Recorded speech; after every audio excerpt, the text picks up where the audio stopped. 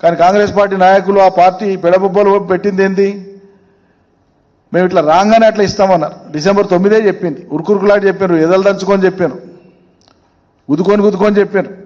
ఇక తీసుకొని వాళ్ళు ఉంటే ఉరకండి బ్యాంకులకు అన్నారు. ఓ అబ్బాయి ఎన్ని మాటలు ఇక. ఓకే, మళ్ళీ ఇప్పుడు 15 ఆగస్టుకు మీరు వాయిదా వేసుకున్నారు. ఈ లోపల మీరేదో కసరత్తు చేస్తున్నామని చెప్తున్నారు.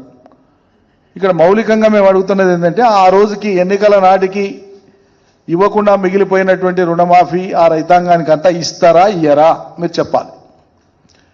మీరు అమలు చేయదలుచుకున్నటువంటి రుణమాఫీ 5 ఎకరాల లోపు ఉండి భూమి కలిగి ఉండి రుణభారం ఉన్నటువంటి రైతుల వివరాలు ప్రకటించండి. 2 లక్షల రుణాలు తీసుకున్నటువంటి రైతుల యొక్క వివరాలను ప్రకటించండి. ఎవరు ఆ రైతులు, ఎవరికి ఇచ్చినాయి బ్యాంకులు? ఎందుకంటే 5 ఎకరాలకు లోబడి ఉండేటువంటి ఏ రైతులకు కూడా ఈ రాష్ట్రంలో ఏ బ్యాంకు కూడా ₹1,00,000 మించి రుణం ఇయ్యదు. ఇచ్చినట్లుంటే చూపియండి. 2 లక్షల రుణం ఇవ్వాలి బ్యాంకు అంటే ఖచ్చితంగా ఎక్కువ భూమి ఉండాలి.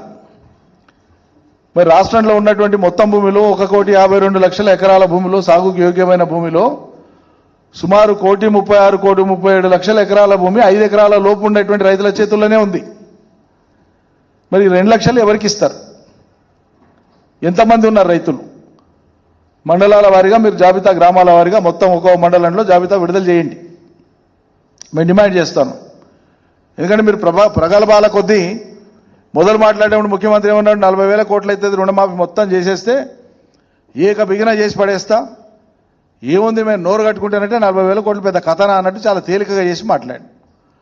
మొన్న క్యాబినెట్లో చర్చించినప్పుడు వాళ్ళు ఇచ్చినటువంటి వివరణ ఏంది, 30,000 కోట్లు అన్నారు. 40-30కి దిగిపోయింది. మరి నిజంగా ఫిగర్ ఎంత ఉంది, ఎంతమంది రైతులు తీసుకున్నారు, ఆ వివరాలు చెప్పండి, ప్రజలకు చెప్పండి, వివరించండి. బయటికి ఎందుకు దాచిపెడుతుండ్రు? ఆళ్ళే సూలేదు కొడుకు పేరు సోమలింగం అన్నట్లు 7 నెలలు వెళ్ళిపోయా, 8వ నెల రాబోతుంది రుణమాఫీకి సంబంధించి గ్రామాలలో సంబరాలు చేస్తుందండి. ఇదెక్కడి చూద్దాం నాకు అర్థం కాదు. రుణమాఫీ చేయాలని క్యాబినెట్ నిర్ణయించిందట, దానికి గ్రామాలలో సంబరాలంటే మన అర్థం పడతాం ఉందానండి? పాలాభిషేకాలు చేస్తుంది. సిగ్గు ఉండాలి కదా ఇట్లా చేయనికే. రుణమాఫీ చేస్తామని ఎన్నికలప్పుడు చెప్పారు మీరు, ఇవాళకి అమలు కాలే, ఎప్పుడు అమలు అవుతుందో తెలియదు.